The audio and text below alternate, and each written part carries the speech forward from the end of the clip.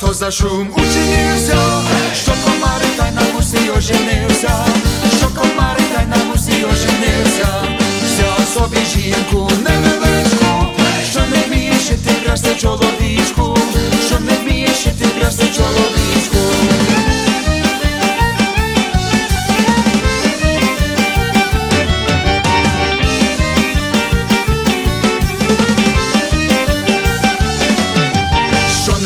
Шити красти ні варити, що не вміє з комариком добре жити, що не вміє з комариком добре жити. Полетів вже комар, чисте поле, чистеє поле зелену діброву, чистеє поле зелену діброву.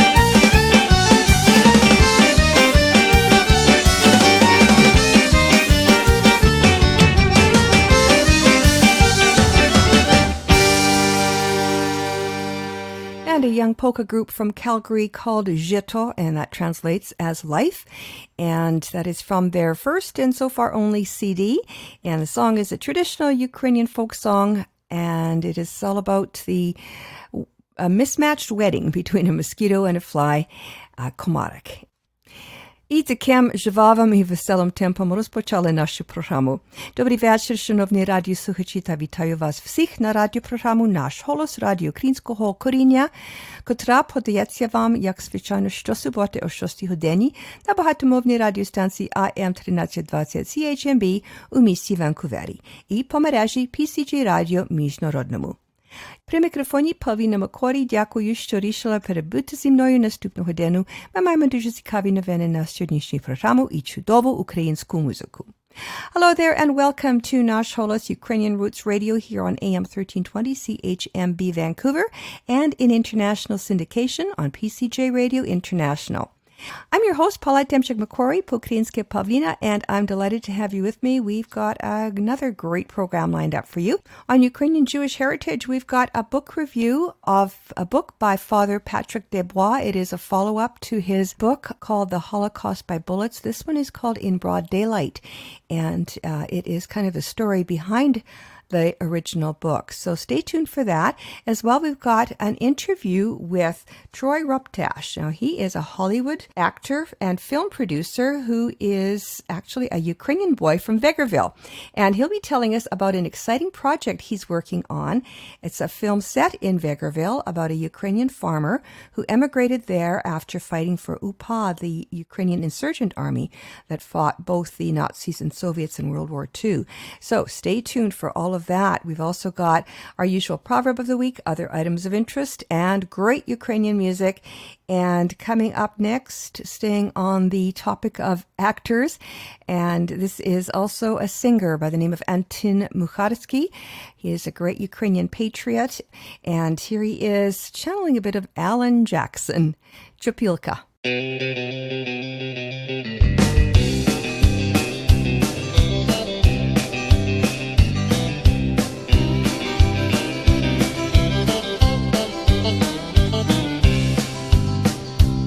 Там, де гоне хвилі, та й супой широкий, розляглось під вербами село Чопілки. Там і грають блюзі хлопці одинокі, і серце моє крають вишньоокі дівки. Ввечері у п'ятницю прийду з роботи, скину я спитівку та керзові боти. Чуб на бріоліню, вдіну джинси Левіс, буду рвати струни, наче справжній Елвіс. А хтось у Київ пнеться та й покращу долю, а мені милішиці квітом криті балки. І співає моє серце, наче птиця на волі, серце я залишив у селі Чопілки.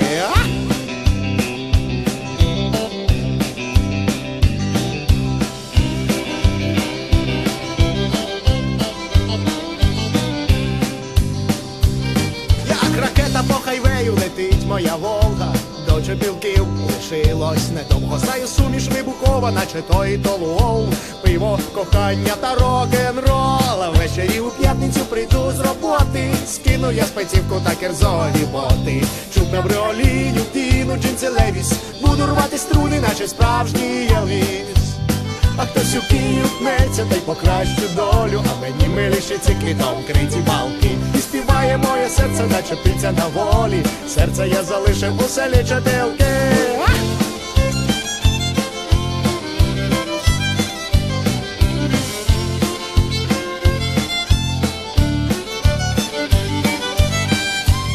А хтось у Київ пнеться та й покращу долю, а мені милішиці квітом криті балки. І співає моє серце, наче птиця на волі, серце я залишив у селі Чопілки. Своє серце я залишив у селі Чопілки.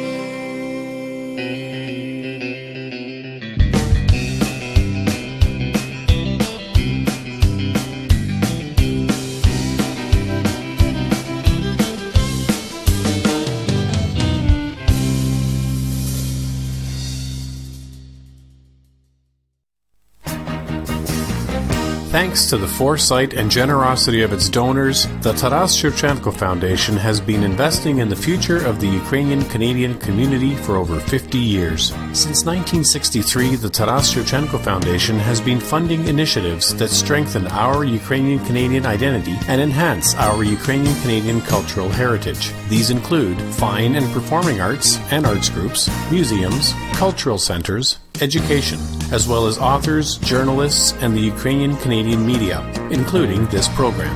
The foundation strives to become the premier not-for-profit foundation in Canada which acknowledges the Ukrainian-Canadian community as a fundamental component of Canadian society. Nash Holos listeners are encouraged to support this vision through continued donations into the future. To apply for grants, make a donation, or for more information, visit shevchenkofoundation.com.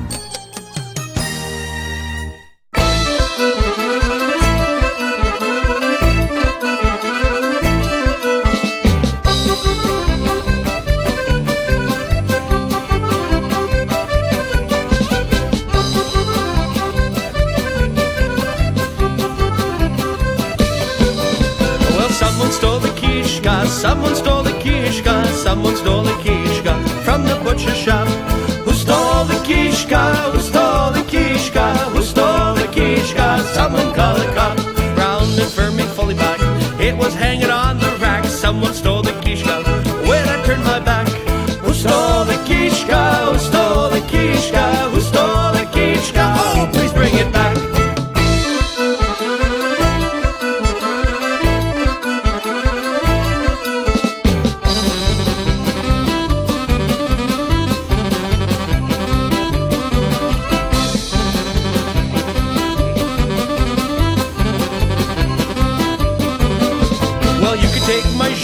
And my fine horilka, even take my rubber boots, but give me back my kishka. Who stole the kishka? Who stole the kishka? Who stole the kishka? butcher shop. Now Willie found the quiche. Willie found the quiche. Willie found the quiche. He hung it on the rack. He found the quiche. He found the quiche. He found the quiche. Willie brought it back.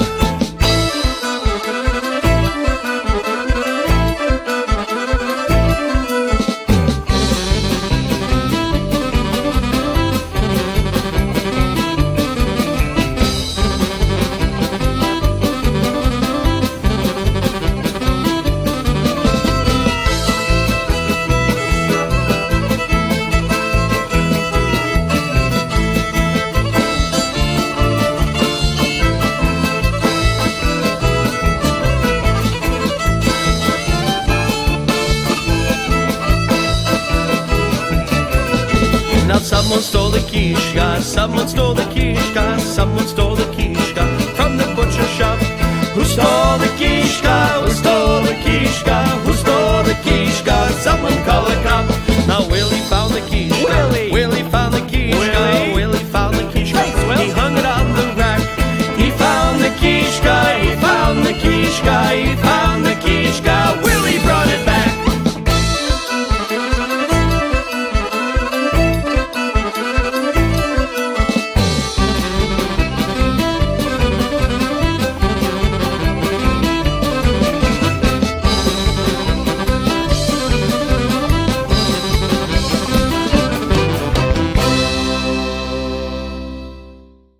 And from Winnipeg, Manitoba, that was Slough High, and that name actually is the Ukrainian word for listen.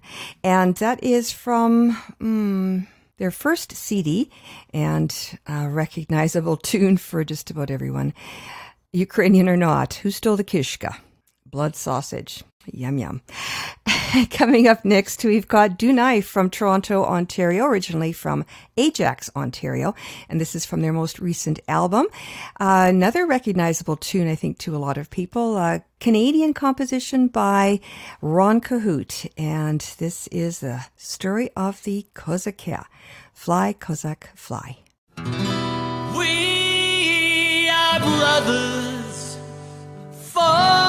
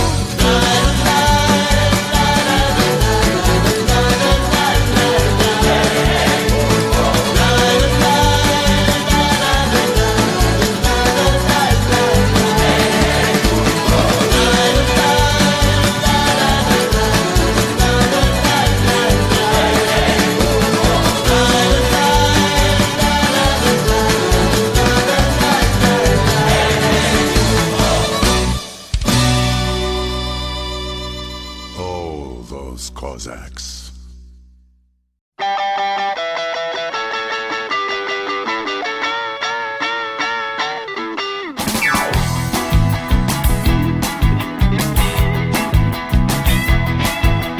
Піду я на верховину, штаєр заспіваю. Дуже файні нині жити у совєтськім краю. Через гори, через ліс летіла зозуля. Піду я на агітпункт і проголосую. Гей, забава, рок-н-рол до рана. Ти гуляй, веселий, штокар, слюсар, не журись. Добре попрацюєм, новий ми збудуєм. Нашим рідним СРСРу. Раз, два, три, холєра!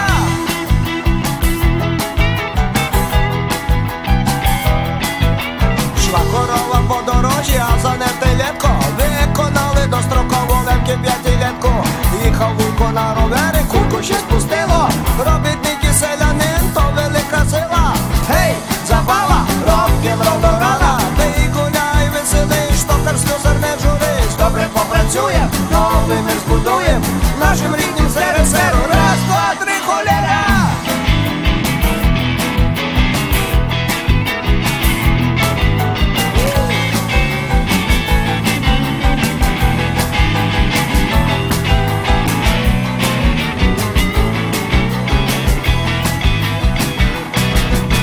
Сидить баба на загаді, маєтки ладає. Між містом і селом кражищі стирає.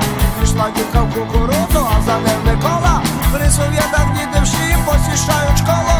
Гей, забава, рок-н-рол до рана. Ти гуляй, веселий, штокар, слюсар, не журись. Добре попрацюєм, новий мир збудуєм. Нашим рідним СРСРу. Раз, два, три, холєра!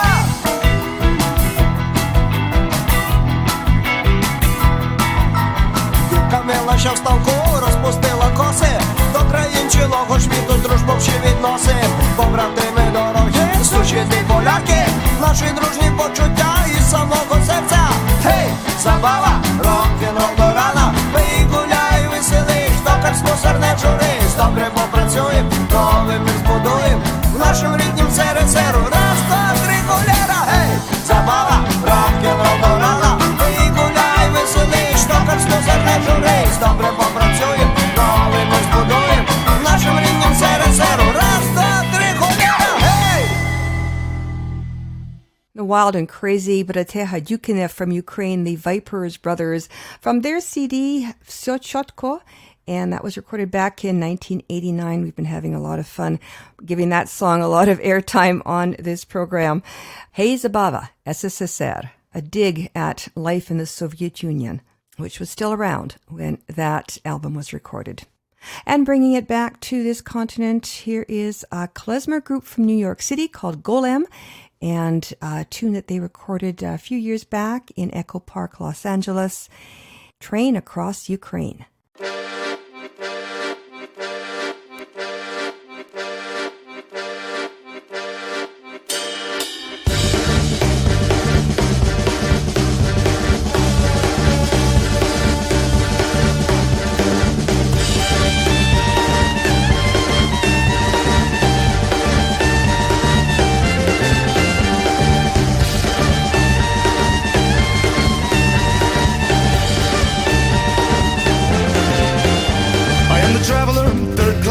My name is Hello, how are you? Is this seat taken? You may ask of the traveler in third class. Ich bin ein Reisener, dritte Klasse. Mein Name ist Sholem Aleichem. Zijn je de frag met meer? Dem Reisener dritte Klasse. The things I've seen and in between 11 months of the year. On the road with you, my dear. Girls in white, men in black. Dogs and cats, brass and tack. Golden teeth, crooked track. Then I take the train right back.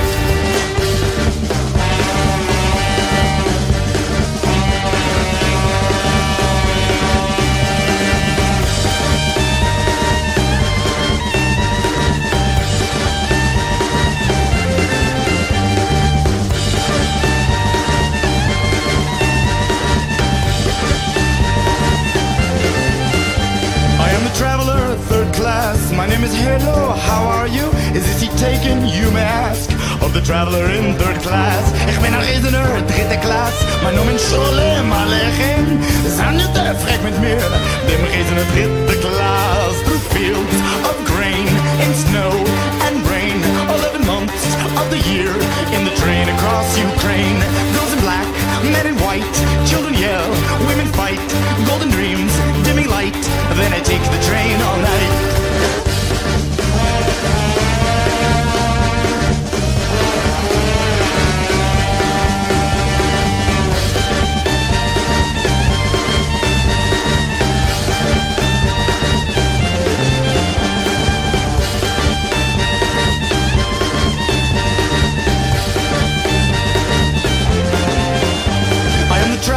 Third class, my name is Sholem Alechem. Is this he taken? You may ask of the traveler in third class. Ich bin ein Reisener, dritte Klasse. Mein Name ist Hello, how are you?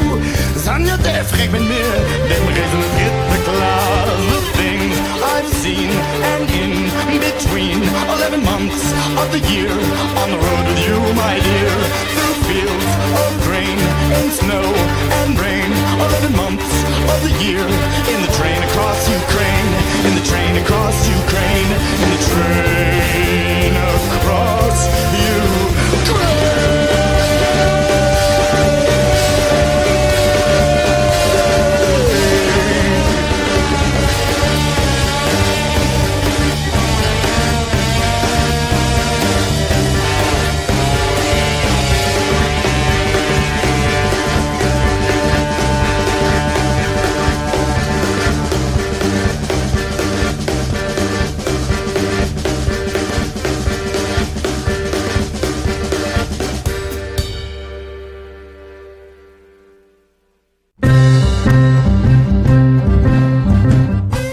And now for a look at Ukraine's rich Jewish heritage, then and now, brought to you by the Ukrainian Jewish Encounter based in Toronto, Ontario.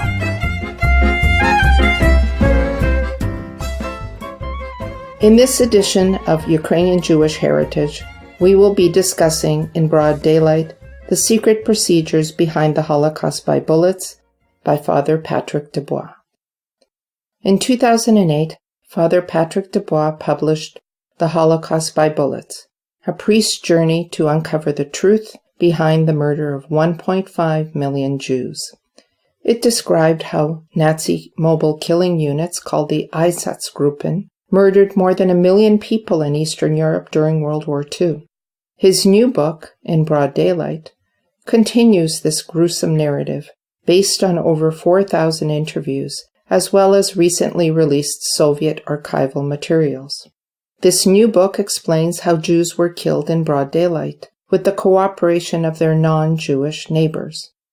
The way in which these crimes unfolded, from the pre-dawn hours well into the night, remains little known to the general public. The goal of this book is to remedy that. As a young priest, Dubois discovered that his grandfather witnessed mass murders of Jews at the Rawa Ruska camp on the Poland-Ukraine border as a French prisoner during World War II. As a result, Dubois started searching for the mass graves of those killed by Nazi mobile killing units called the Einsatzgruppen.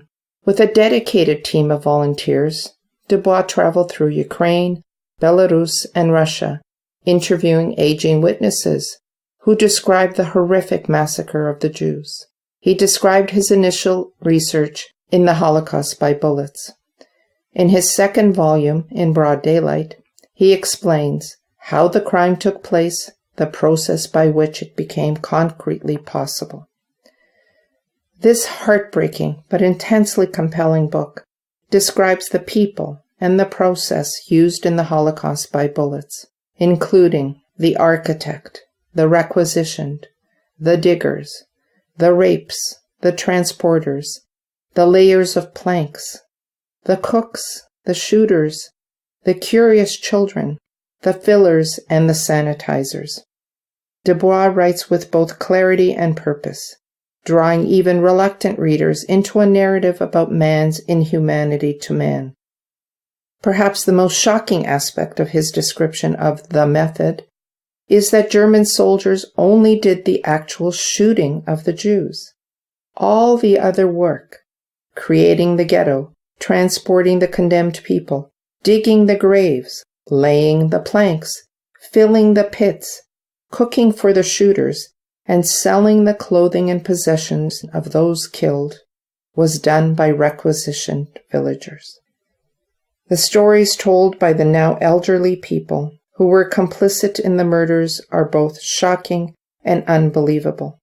Some speak dispassionately about their participation in these atrocities. A witness called Andre spoke of his neighbors the way we speak of animals.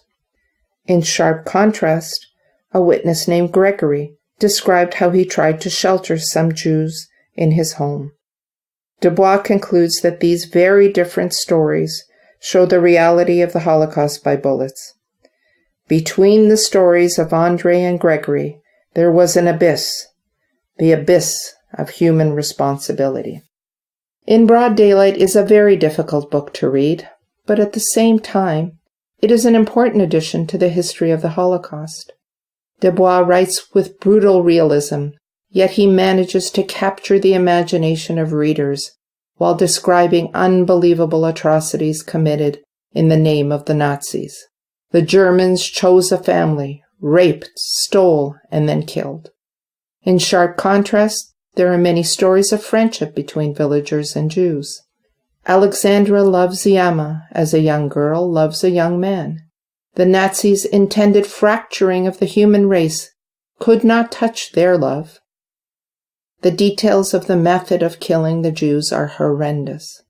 The music playing during the shooting, the wounded victims being buried alive in the pits, and the cooks preparing feasts for the Einsatzgruppen after the massacres.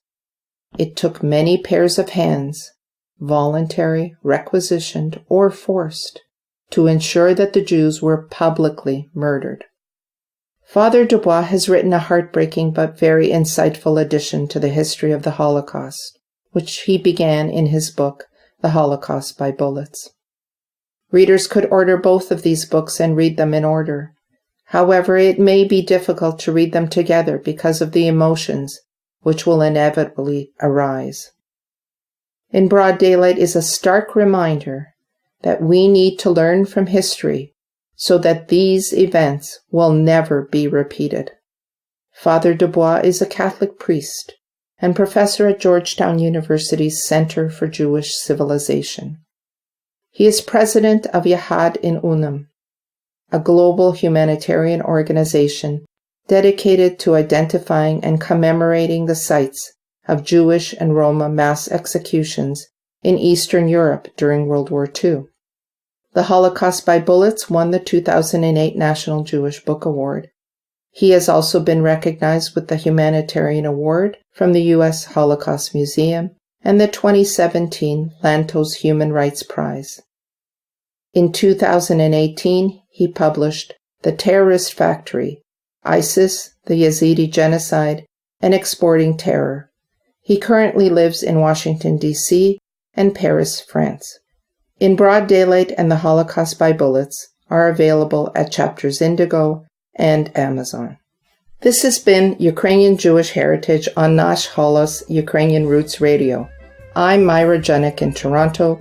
Until next time, Shalom. Ukrainian Jewish Heritage is brought to you by the Ukrainian Jewish Encounter based in Toronto, Ontario. To find out more about their work, visit their website and follow them on Facebook and Twitter. Transcripts and audio files of this and earlier broadcasts of Ukrainian Jewish Heritage are available at their website, ukrainianjewishencounter.org, as well as at the Nash Holos website, www.nashholos.com.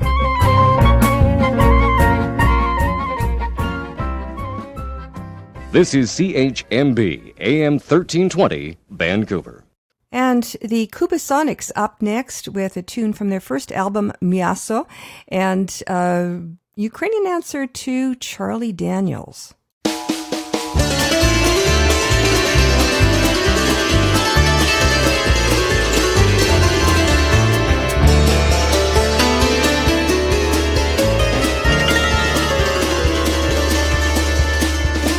Down to Vegreville, he was looking for a soul to steal. He was in a bind because he was way behind and he was willing to make a deal.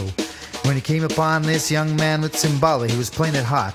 And the devil jumped up on a hickory stump. He said, "Boys, let me tell you what. Yes, you didn't know it, but I'm a Symbolic player too. And if you care to take this dare, I'm willing to bet with you. Now you play pretty good Symbolic, boy, but you did the devil his due. I bet Symbolic gold against your soul, cause I think I'm better than you. The boy said, my name's Slauko, and it might be a sin, but I'll take that bet. You're gonna regret I'm the best that's ever been. Slauko, take those sticks and play that old Symbolic hard, cause hell's broke loose in Baggerville and the devil deals the cards. And if you win, you get this shiny Symbolic made of gold, but if you lose, the devil gets your soul.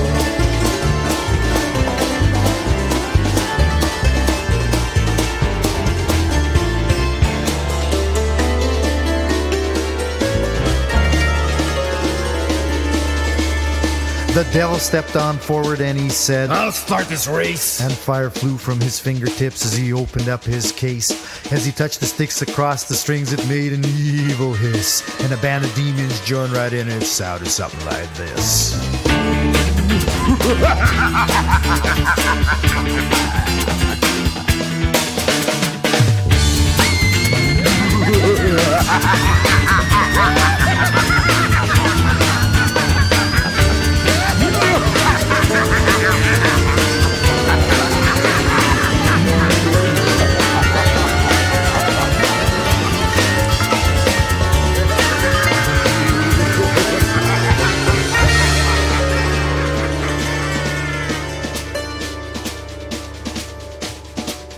When the devil finished, Slauka said, that's pretty good, old son, but you sit back in that chair right there and let me show you how it's done. He played Fire in the Mountain, Run, Boys, Run. Devil's in the house of the rising sun. Chicken in a red pan, taking out dough. Matsumoto hot dog, no child, no.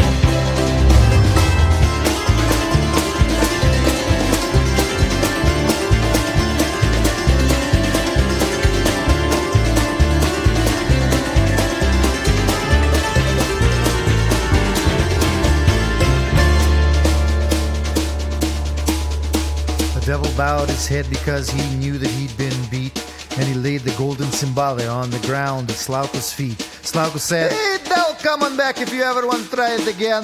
I told you once, Tejolero, I'm the best that's ever been. He played Fire in the Mountain, Run, Boys, Run. Devil's in the house of the rising sun. Chicken in the bread pan, taking out dough. Matsumoto hot dog, no child, no.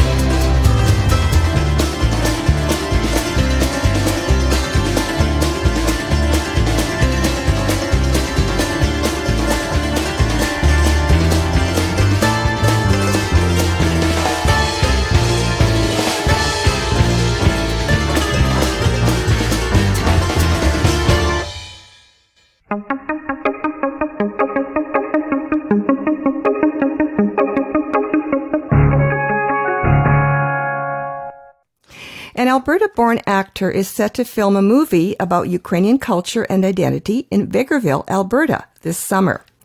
The film is They Who Surround Us, and it's written and will be directed by Troy Ruptash.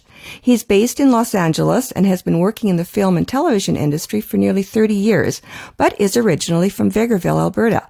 His production team also includes Vegreville natives. Filming is set to begin in August. Casting is currently being finalized, and locals may get a chance to be a background performer in this film. Troy kindly agreed to speak with us by phone from Vegreville to give us some details about this exciting project. So thank you, Troy, for joining us. Well, thank you so much for having me. So tell us a little bit about yourself and your production team. You're a Vegreville boy made good in Hollywood, and you're not the only one. So tell us about your journey from Vegreville to LA. Sure. So, I was born and raised in Vegreville, and, quickly sort of moved around the country a bit because I was originally a competitive skater.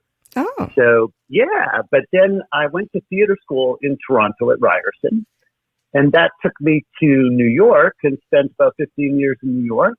And then from there, I did a film that took me to Los Angeles. But I'm finding that what's giving me true meaning and purpose is coming back to Vegreville to tell the story about my ancestors. And, yeah, through this project, I connected with some incredible people who also are very connected to Vegreville. My executive producers, Sandy and Grant Wild, who are now in Calgary, but Grant is originally from Vegreville, so strong ties there. And Dan Milliken, who used to be Roseanne Yakunchuk, who's been producing films for over 27 years and originally from Vegreville. So it's really exciting. That's cool. So you found these people in L.A. Well, they found me and we found each other through the Hometown Heroes Project, which is how this all got going last summer. I entered it into a competition sponsored by the Duplass brothers. They're producers in Hollywood. And I was a finalist in that competition. And through that competition, people heard about the project and it gained momentum. And yeah, it was really wonderful. That's what got it all going. So what is this project then? You said it was a competition, so it's pretty popular? Yeah, the Duplass brothers, it's wonderful what they're doing because they started the competition. When I entered it, it was just its second year. But what they wanted to do is encourage filmmakers to come back to their hometowns to write and shoot films. And they especially wanted to encourage filmmakers to write narratives that covered and represented underrepresented cultures and communities. So when I heard about that, I thought it was a perfect fit because, you know, I feel like the Ukrainian narrative, there's definitely been a lot of documentaries that deal with the Ukrainian narrative. But in terms of feature films, I feel like we're really underrepresented. So I wanted to change that. Was there anything that kind of made you, what was a catalyst to A, to enter this competition and B, to choose this particular topic, your roots? Well, a very dear friend of mine in Los Angeles, Jackie Katzman, knew that I had this desire to write a movie and I wanted to do it in my hometown. And so she told me about the Hometown Heroes Project. So that's how that came about. And so I'm forever grateful to her for that.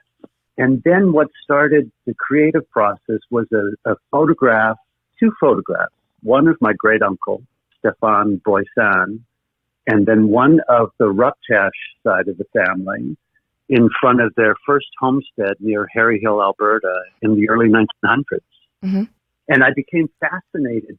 I mean, I always knew a bit about my family history and my ancestry and Ukrainian heritage. But there was something about, especially the picture of Stefan Boysan, that I was so drawn to. And I thought, you know, here is a member of my family that I just had this strong desire. I wish I could have known him because the little I learned about him and the struggles he went through. And as I began to learn more about him and all my ancestors, I suddenly felt like I come from such strong people. And, you know, of course, I learned a lot about the struggles they went through, like a lot of the Ukrainian immigrants that settled in Alberta. But somehow from learning about the struggles, it also made me very aware of their strength and their sense of community and faith. And it emboldened me somehow. And I felt like, you know, I wanted to pay homage to them and to what they have given me. And, you know, help maybe other people experience that as well. Have you been to Ukraine? Yes, I never had, but after last summer, when I started the Hometown Heroes Project, the great thing about it, I met so many people through the project. And one of the people I met, Janice Moore, who's come on board as well with the project as an associate producer, she facilitated a trip to Ukraine together with a friend of hers, Roman, in Ukraine. So suddenly I had, you know, I knew I wanted to go to Ukraine at some point, but suddenly I found myself there a month later. And it was incredible to be there. You know, as soon as I got there, I felt an immediate sense of connection to the land and to the people. So when we went to Ukraine, we had, through Roman and another woman, Nadia, they helped do some genealogical work. And when we got there, we met with a priest in a village where my maternal grandmother, she grew up there. Oh. And my great uncle, Stefan Boysen, the one that the picture inspired me to write this project, he was there. And we had always thought that he had died in Siberia in a prison camp. But through a letter we found and had translated, we found out he got out of prison and fought and was a commander with UPA, with the partisan army. So that was profound enough. But then when I got to Ukraine, we had this surprise, amazing miracle happen where not only did he get out of prison, fight with UPA, but he actually got married and had a daughter. Oh. And we met her. And so my mom has a first cousin, and it was amazing. It was really incredible. Oh, wow. It is fantastic to go and find family there. And that, and that connection with the soil, with the land. It's, I mean, Canada's home. It's, and it's always going to be home. I was born here. Parents were born here. But something about just getting in touch with your ancestral roots is really special. And I have a feeling, that your film is going to do that for a lot of people. So tell us a little bit, without giving away, too much. Tell us what this story is about. So it's about a Ukrainian immigrant farmer named Roman. Most of the movie takes place in 1987, Vegreville. Oh. But he fled Ukraine in 1943 as an 8-year-old boy.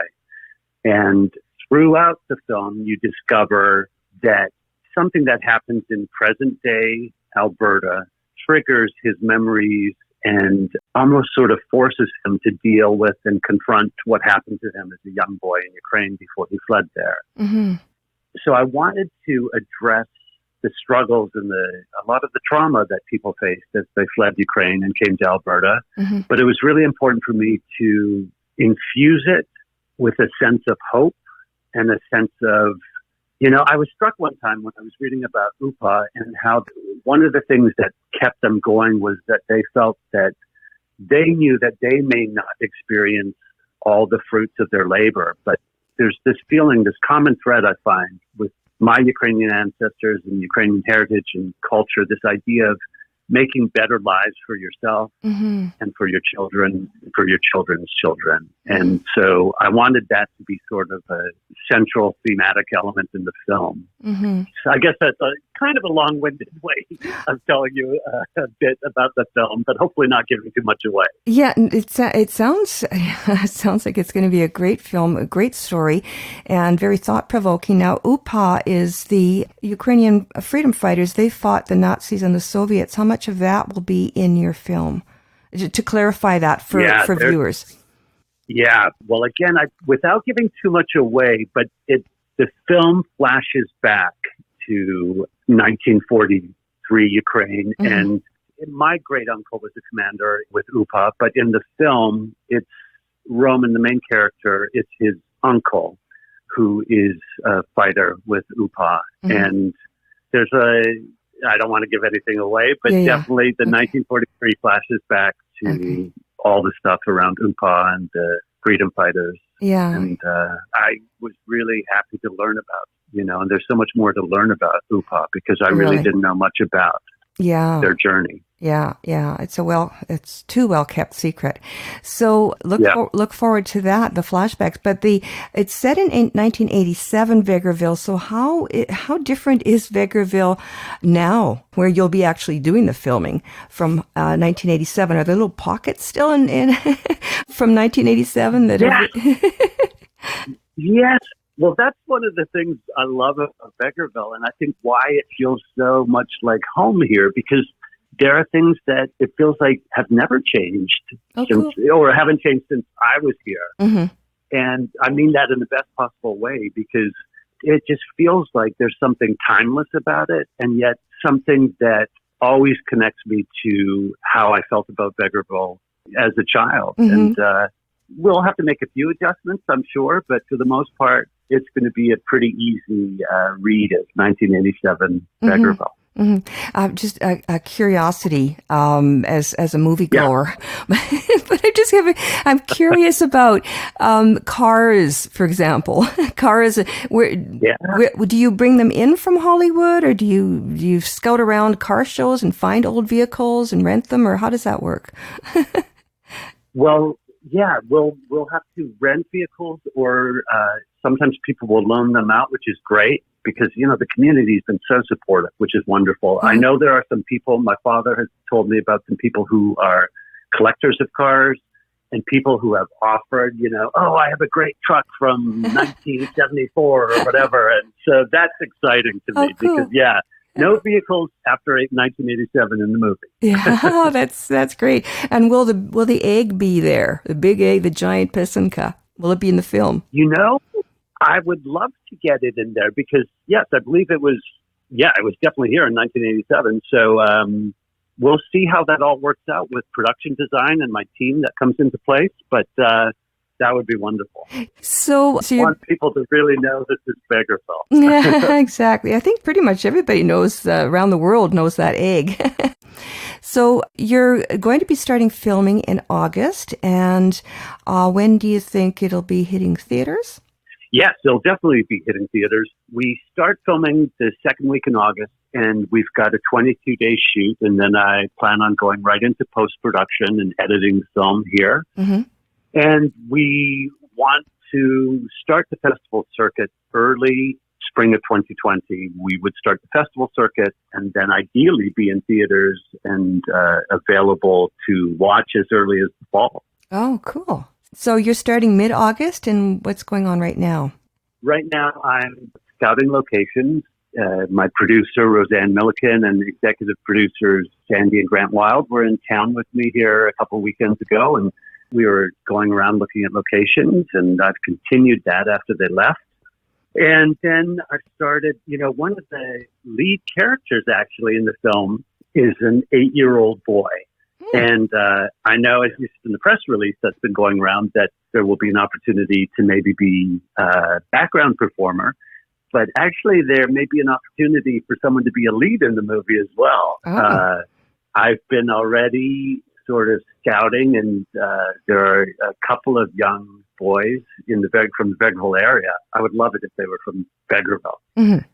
So, I've been looking into casting, and I will be having actually a workshop coming up, free acting workshop in Vegreville. Okay, great. So if anybody's listening, especially from the Vegreville area, but you probably wouldn't turn away people from other parts of the province. Not at all. Yeah. As far as people are willing to travel, and there'll be more information coming out about the actual dates and everything about the free acting workshop. But yeah, you don't have to have any experience to come to this workshop. If you've got any interest in acting or want to know what it's about or what goes into creating a character for a film, by all means, please come and we'll have fun and you'll get to learn. And, I'm going to do one for kids and then I'm going to do one for adults too. Oh, great. And then from that, maybe someone will have the opportunity to audition and be in the movie. And so when and where will this be taking place? We are not officially releasing the dates or anything yet, but that will be coming out soon in an official announcement. But it will be early August, and there'll be lots of information coming out about that soon. Okay, and how can people find it? You can go to theywhosurroundusmovie.com. Okay. Or follow us on Facebook, which is They Who Surround Us Movie on Facebook. Mm-hmm. Find me on Instagram, Troy Ruptash, at Troy Ruptash. Okay. Basically, if you Google They Who Surround Us Movie, it'll take you to one of the platforms where you can get all the information. But probably the website would be the best. Okay. Theywhosurroundusmovie.com?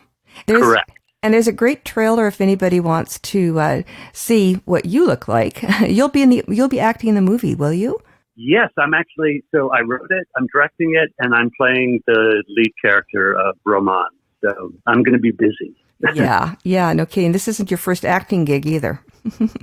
No, I've been acting for quite a few years, and I've done a lot of television films and stage in New York and Los Angeles.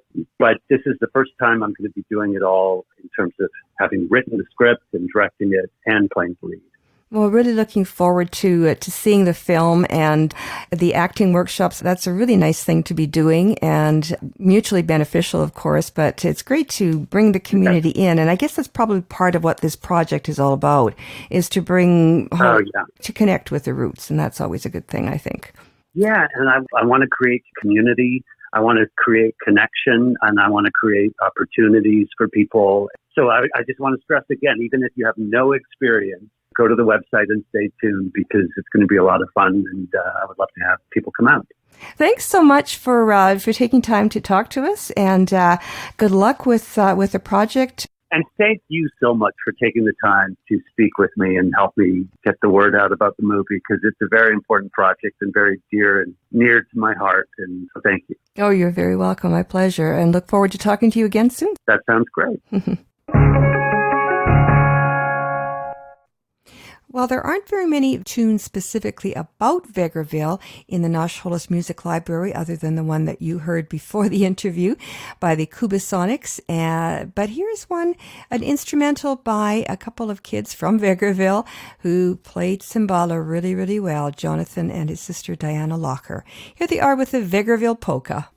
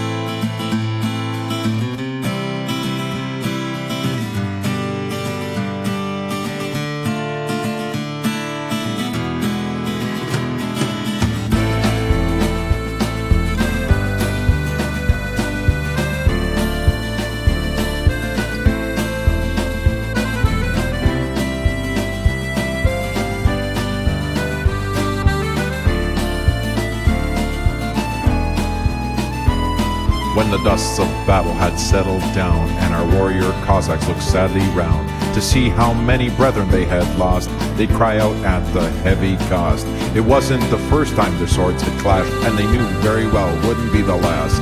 They'd pray to God they had a war to win, their beloved homeland would rise again. Budmo hey, we'll be, Budmo hey, hey, hey. Budmo hey, we'll be. And when the pioneers' backs were about to break under the toils of this new land, they prayed to God in heaven above, how much more could they withstand? They placed holy crosses into the ground, and soon new strength to go on was found. Their faith had brought them another day. They'd get back on their feet and they'd say, Budmo hey,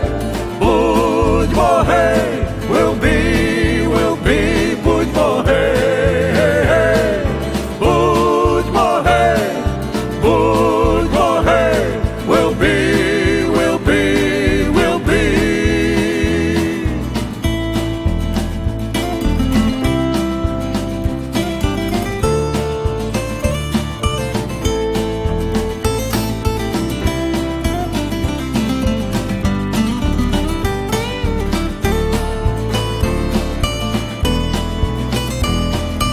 time that our bard inspired us to strive for a better fate. It took many years, many sacrifices, many went to heaven's gate. But when the winds of freedom swept across Ukraine in the summer of 91, you could hear generations from the past join together with those of today as one and yell, Budmo hey, hey, Budmo hey, hey, we'll be, Budmo hey, hey, hey, Budmo hey, hey, Budmo hey, hey, we'll be. And as I watched my father be laid to rest in this his, but not his land, I looked my boy straight in the eyes, and I'd pray to God he'd understand. I said, this was a faithful son of Ukraine. Remember and cherish this bond. And then my son looked at me, and he said with a strength that seemed to come from a world beyond, he said, Budmo hey, hey, Budmo hey, hey, we'll be, Budmo hey, hey, hey, Budmo hey, hey, Budmo hey, hey, we'll be.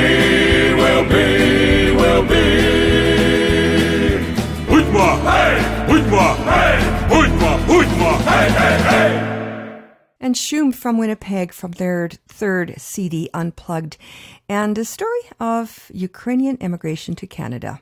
Budmo. You've been listening to Nash Holos Ukrainian Roots Radio, our flagship show in Vancouver, which comes to you Saturdays from 6 to 7 p.m. here on AM 1320 CHMB on the radio dial and online at am1320.com. As well, in international syndication on PCJ Radio International. In between broadcasts, please visit us online at www.nashholos.com, where you'll find transcripts and archived audio files, as well as the podcast feed and information about the show. На жаль, ми вже скінчили нашу програму, вже час додому і сказати до побачення. Але перед тим я хочу залишити вас такими словами мудрості. Дурниці говорять, то так, як водою шити. And our proverb of the week translates as, to talk nonsense is like sowing water. Well, with that, we've come to the end of our program, so to wrap things up, we have the Canadian Rhythm Masters from Winnipeg with the Great Plains Kolomeka. I'm Pavlina. On behalf of all of us here at Nash Holos and AM 1320, thanks for listening, and dobranic!